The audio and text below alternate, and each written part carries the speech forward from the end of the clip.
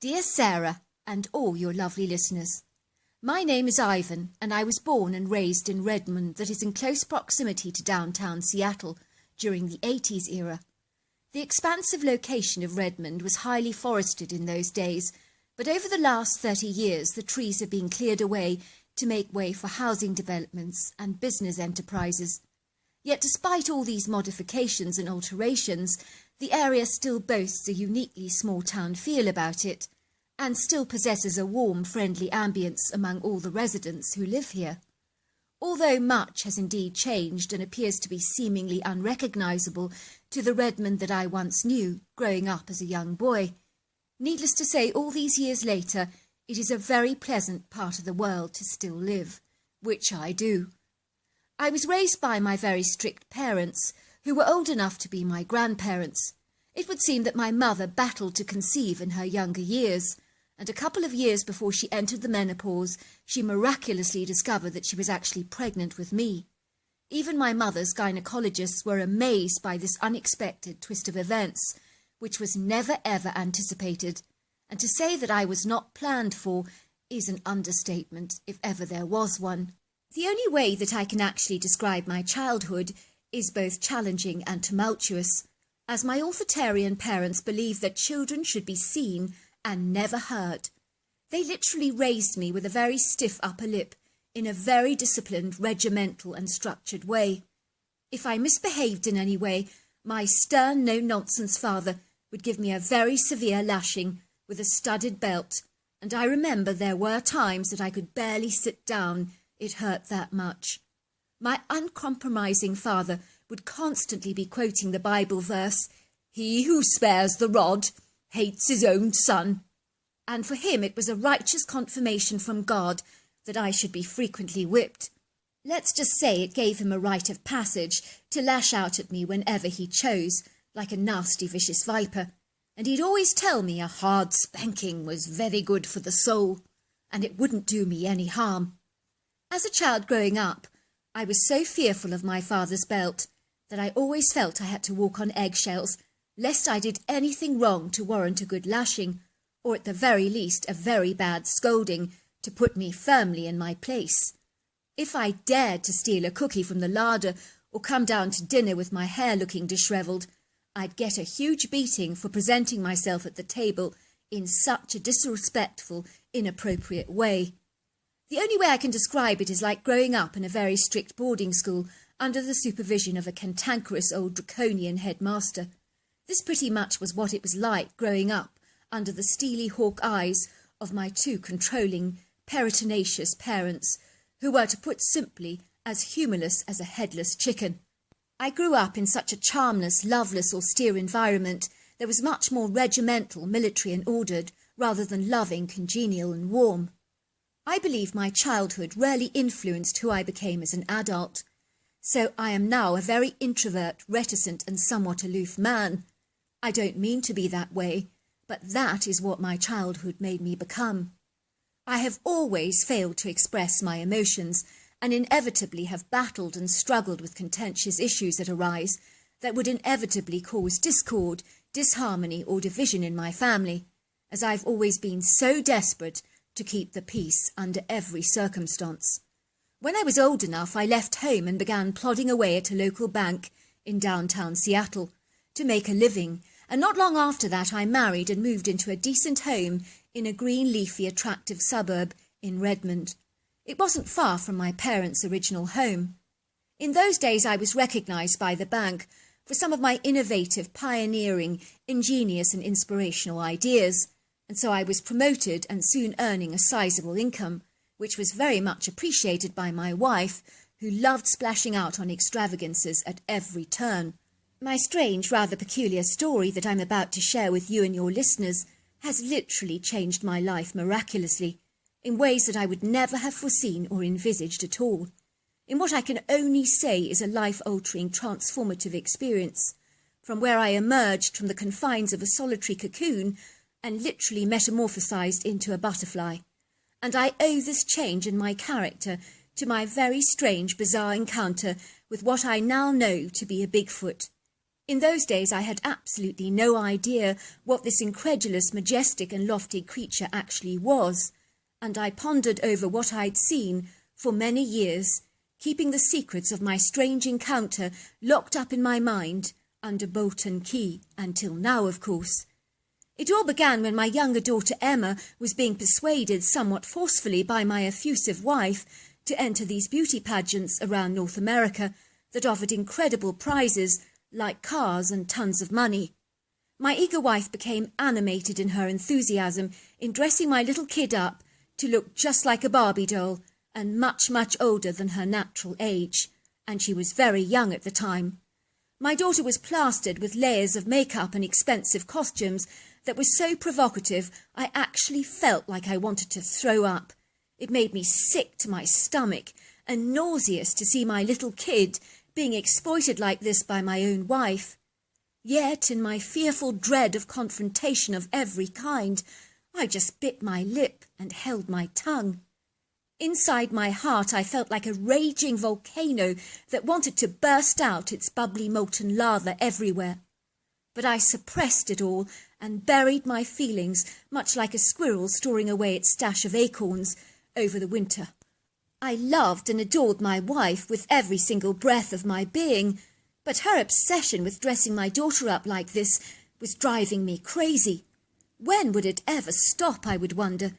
She would spend copious amounts of money getting Emma's outfits fastidiously styled by professional up-and-coming designers, where no expense was ever spared. We're talking about thousands of dollars that was spent on this ridiculous, obscene and tasteless enterprise.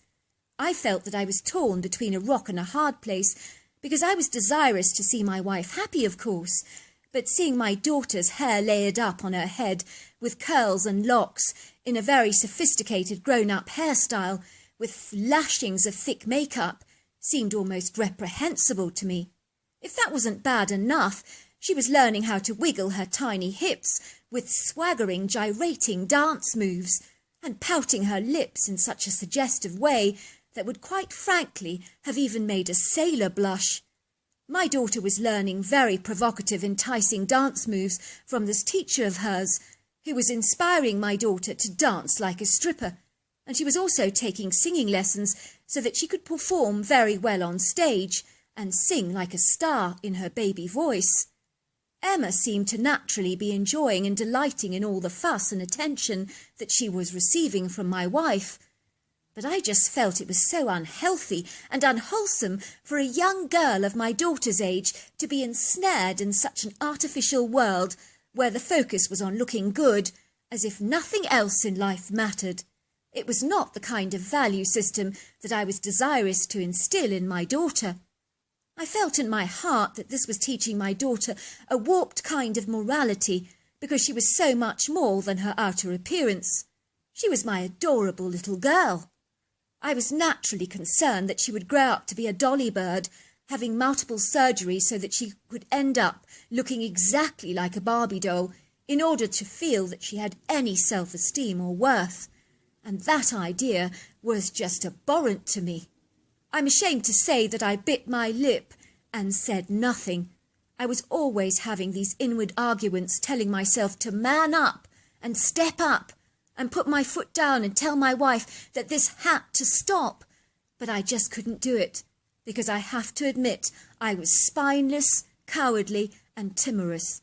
In those days my wife was unable to drive, and so it was up to me to ferry her all around North America on these crazy, frivolous little fanciful jaunts, where all the excessively expensive entry fees would make up all the prize money, so that you could invariably walk away with thousands of dollars if you were a winner, or even a car. I never wanted to be a member of the audience at these events, as those events were largely full of women, so I had to find ways to busy myself while all these crazy Showtime shenanigans were all going on. More often than not, I would visit local towns, go and see a movie, or ride on my bicycle, which I always brought along with me to various beauty pageants.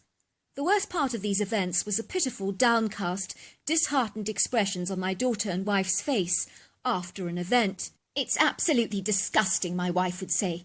"Emma was by far the most beautiful girl there, but she didn't get a look in from those prejudiced judges. There's something nefarious going on, because the judges are always picking the same girls, every time, at every beauty pageant. It never changes. Anyone could see that Emma was by far the best. "I didn't win, Daddy," my little girl would cry. "The judges think the other girls are prettier than me." "Well, the judges were wrong," I said. I would assure my girl that she was very pretty, and she was Daddy's very special girl. "Never again," my wife would say. "I'll be damned if I'm going to be exploited by a bunch of partisan judges who are probably receiving backhanders as I speak to promote the very same girls over and over again. It's a highly nefarious operation, and those judges are as crooked as bent trees. I don't trust them at all." I kid you not, 3 days after that bold, startling confession from my wife, she was once again enrolling Emma into yet another competition. It was like she'd become a hamster on a spinning wheel that just couldn't stop spinning around and round on this roller coaster of intrigue and bizarre, unhealthy addiction to beauty pageants. My startling story begins when I actually dropped my wife and daughter off at the local beauty pageant in Kentucky, where the winnings were extremely attractive, from a flashy car to thousands of dollars to be won in prize money. I decided to take my bike for a long ride in a countrified area that was surrounded by a vast expanse of natural woodland. There was a particular wooded area that had got my attention because it looked so statuesque and imposing, with towering trees that stood up straight in the heavens like long vertical giants. I knew these trees were hundreds of years old, and I loved their gnarled roots and the huge trunks that were covered in layers of green Spanish moss. I couldn't help but run my hands across the bark in rapturous awe, because I knew these incredible tours de force of nature had indeed eclipsed my existence by many lifetimes. I entered the woods, and for a moment my thoughts were transferred to the mystical beauty of this breathtaking place, which became even more awe-inspiring and alluring as I discovered a glorious gushing stream with a vigorous current meandering through the woods, and the sounds of the water, along with the chirping and the warbles of birds, was very enchanting. The gurgling stream was surrounded by lots of rocky outcrops, and I found one rock that was shaped like a king's throne and was very close to the water, where I chose to sit down. I unravelled my turkey sandwich, because I'd begun to get rather hungry, that I'd brought at the local town, along with a bottle of lemonade, and proceeded to eat and drink. I started to feel tired and sleepy, and before long I'd actually drifted into a deep sleep, with my upper torso pressing comfortably against the rocky headstone. I was suddenly awoken to this terrible whimpering sound that sounded like an animal or human was in distress. It was a cry of someone in dreadful, excruciating pain, and it was a sound I shan't forget in a hurry. I woke with a start and listened intently. The painful cries continued for a long time, with this intensive chattering sound that sounded rather like two people speaking gibberish in a very earnest tone. I peered over the side of the rock where I'd been sleeping, and then I saw them. There were 3 of them. One that was clearly the alpha male, and then there was a female and a younger one. But what on earth were they? I could hardly imagine. I was so stunned by what I was seeing, almost as if I'd actually seriously been shocked by a taser gun. That's how disorientated I felt. I'd never seen giant creatures like this before, as these critters were monstrously big in their girth, width and stature, and the male was easily over 10 foot tall, and that's without exaggeration. They were built like army tanks, with powerful, sinewy, muscular definition, especially noticeable on the shoulder area and the biceps. I observed that they were covered in a very dark, flowing brown hair, with heads that were shaped like bullets, that seamlessly just folded into the shoulders without really much evidence of a neck. If there was one, I didn't see it. It was what they were doing that actually got my attention. The little critter that was only 5 foot tall seemed to be holding his jaw with his hands and whimpering. I could tell that the poor thing was clearly in agonizing pain, especially judging by the swelling in his jaw. I suspected he might have an abscess on his tooth or an infection. His 2 very concerned parents were trying to reach out to the poor little critter to help him as much as they could, but if their hands got close to his inflamed, angry jaw, He would push them away with his overlong arm, whimpering loudly and protesting indignantly. The parents began to chatter away in a strange gibberish language, backwards and forwards to each other, and I knew they were arguing about what course of action should be taken for their child. I watched the child moving his body backwards and forwards in agitation as he clutched his jaw tightly and continued to whimper. Suddenly the male had seemingly had quite enough of all this whimpering, and he let out a thunderous growl that was so terrifying that I nearly jumped out of my skin, and the hair on the back of my neck stood on end. This alpha male curled back his lips to reveal his very large teeth, and he directed this angry growl towards the little critter. The vicious growl seemed to subdue the young critter somewhat, who immediately stopped whimpering. The male pounded his chest with his fists in what I imagine was a display of dominance, in an indignant way, as if he was asserting his authority towards his youngling and telling him who was boss. He then said something to the little critter in that gibberish language, who with troubled, frightened eyes obediently opened his mouth and jaw for his father to inspect, and this time he put up no resistance at all. The male critter was examining his youngling's jaw very intently, and when he found the inflamed area, he proceeded to pull out the offending tooth with his large, rather sausage-sized finger that you would have expected would be rather a clumsy instrument to use for tooth removal. But to my absolute amazement, he extracted the tooth rather effortlessly, which must have been down to his superhuman strength.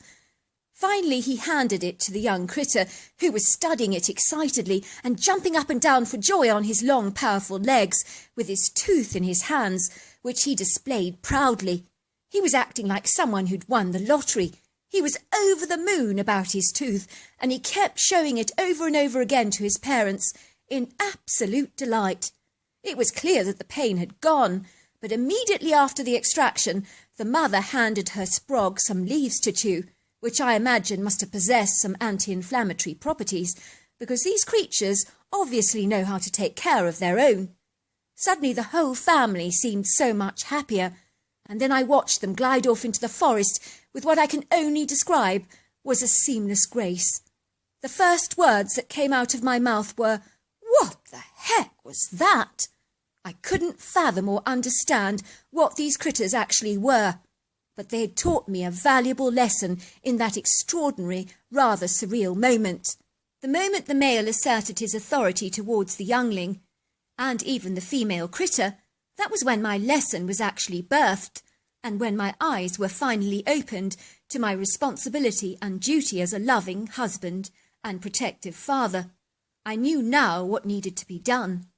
I had come into the woods as one man, and I was leaving as another. When the male critter demanded the youngling open its mouth, and it had obeyed immediately, and the problem was dealt with, and everybody was happy, I knew in that instant it was about time that I grew a backbone and started asserting a little authority around my own household, because this ridiculous desire to dress my kid up to look like a Barbie doll, and so much older than she naturally was, had gone on long enough, and it was about time that it stopped. Later that day, as would be expected, both my wife and daughter returned to the car with very downcast, disheartened and disenchanted faces. "It's happened again," said my wife, slamming the car door angrily behind her as she got into the seat beside me. "Once again the judges were so biased, and they picked the same girls all over again. I'm telling you they're receiving backhanders. I know they are. Emma should have won. She's without question the most talented and the most beautiful of all the girls there." "All right," I said, raising my voice to a tone a little lower than a shout. "No daughter of mine is going to take part in a circus like this. And our daughter deserves a decent childhood, not being paraded around like a circus animal. You should be ashamed of yourself, Fiona, treating our daughter like a slice of eye candy to be exploited. Making our daughter look like she's an adult with all this makeup on is absolutely ridiculous. It's like you're playing dolls with our kid. Have you for a minute considered the long-term ramifications of what you're doing to our child?" Finally, it would seem that the volcano had actually erupted, and there was a startled silence in the car. and my wife looked at me with an expression of utter amazement on her face. But nobody said a word. The surprising thing is that never again did my daughter get involved in those crazy contests, because my wife listened to me. She respected my decision, and even years later admitted that it was a wise decision as far as my daughter was concerned, for her to enjoy a normal childhood. These days I'm still introverted, but I do my very best to express my love to my family in ways that my parents failed with me. I force myself to show that affection and love to my family that goes way beyond my comfort zone. When things get out of control, I'm no longer afraid to express my indignation, and that is thanks to the male Bigfoot that showed me the importance of being assertive as man of the household. So there you are. That's my story. I just want to say thank you so very much for that incredible story. I can't imagine seeing a Bigfoot in the woods with terrible tooth pain. I've heard stories of tigers having, abscesses and pain, and I don't know how animals cope with it because they don't have the dentistry we do. Even though they don't eat sweets, they still have gum disease, they still have infections in their mouths. And to see how this male Bigfoot knew how to deal with this problem, and he demanded respect from his child, was absolutely extraordinary. So thank you so much for sharing that story. And I must say I am so glad that your daughter isn't involved in those beauty contests. A lot of people would say that they're good for kids, but personally I think that children should be able to be allowed to grow up and, embrace the natural world before they, get old before their time. I don't know what your opinion on that is. If you think that beauty pageants for a young kid are dreadful, do let me know. Until next time, goodbye and good